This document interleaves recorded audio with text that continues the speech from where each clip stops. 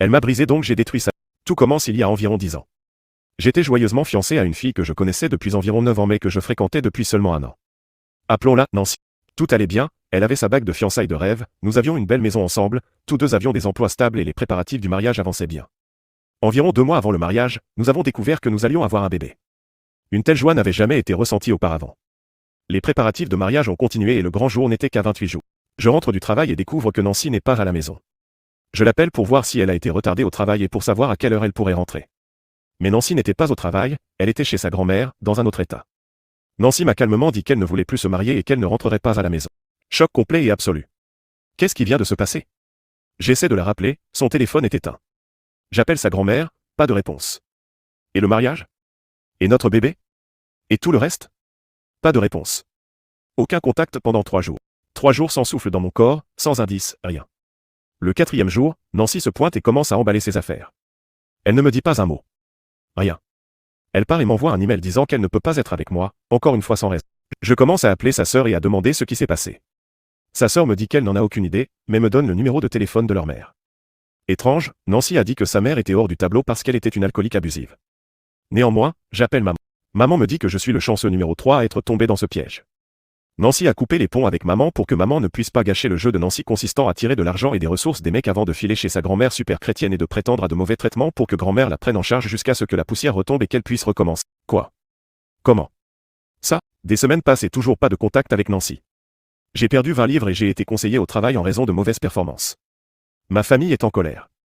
Des membres de la famille ont perdu de l'argent pour les plans de voyage pour le mariage, et je suis mortifié. J'ai perdu tous les dépôts sur tout pour le mariage puisqu'il a été annulé à moins de 30 jours avant. Je suis complètement fauché. Je vérifie notre compte bancaire commun, moins $2 000.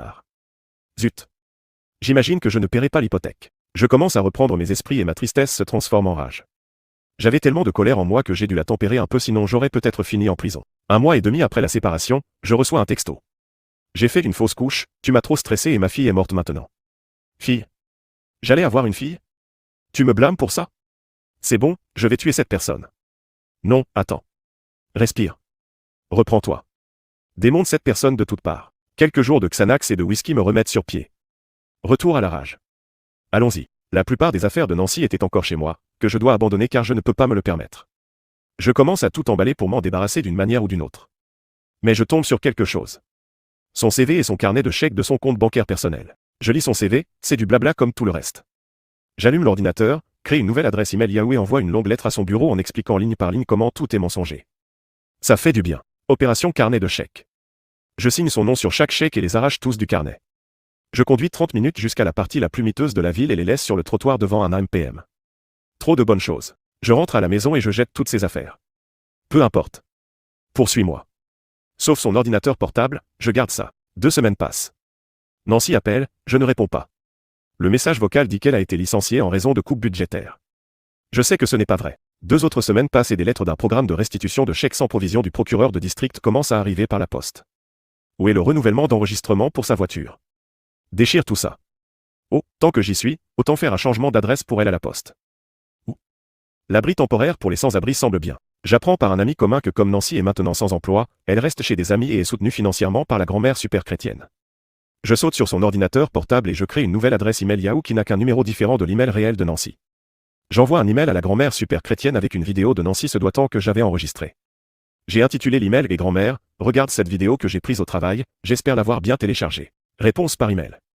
Tu dégoûtant. J'espère que ton nouveau travail paie bien parce que je ne te soutiendrai pas si tu agis comme ça. Oh, mince.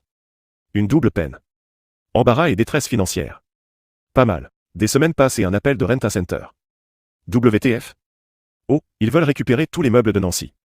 Je n'avais aucune idée que c'était de la location-vente. Je leur dis que je ne l'ai pas. Ils argumentent en disant qu'elle dit que je l'ai. Je tiens bon et leur dis que je ne l'ai pas et que je ne sais pas où c'est. Cette nuit-là, je brûle tout dans la cour. 4 200 $ dus. Zing. J'apprends que Nancy a un nouveau job et alors que je planifie ma prochaine étape, j'entends de bonnes nouvelles. Nancy a été arrêtée et est en prison pour détournement de fonds. Apparemment, elle avait des problèmes d'argent et a volé 5 000 $ en espèces et s'est fait prendre. Oh, c'est génial. Elle s'est foutue elle-même. Des mois passent sans nouvelles, puis j'apprends par un ami qu'elle a été libérée de prison par sa grand-mère après seulement quelques jours et a accepté une transaction pour une condamnation pour un crime et 3 ans de probation avec restitution.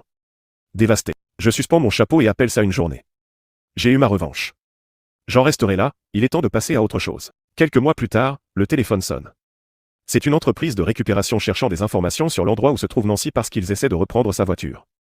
Ah, ok, un dernier clou dans le cercueil. Je fais quelques appels et trouve l'adresse où elle séjourne.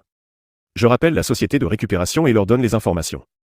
Ils me remercient et disent que je suis éligible à une récompense de $100 s'ils récupèrent la voiture. Non merci, c'est pour moi. Nancy est maintenant une criminelle, sans emploi, et une mère célibataire d'un enfant qu'elle a récemment eu avec un type au hasard. Elle vit dans un appartement avec son frère et sa petite amie. Je suis heureusement marié avec une belle fille et une belle vie. Hier, je reçois un message Facebook de Nancy. Félicitations pour le mariage et la fille, je suis contente que tu sois heureux. Je réponds, va te faire, émoticône, sourire, elle m'a bloqué. La vie est bonne. Parfois, prendre le chemin bat guérit l'âme.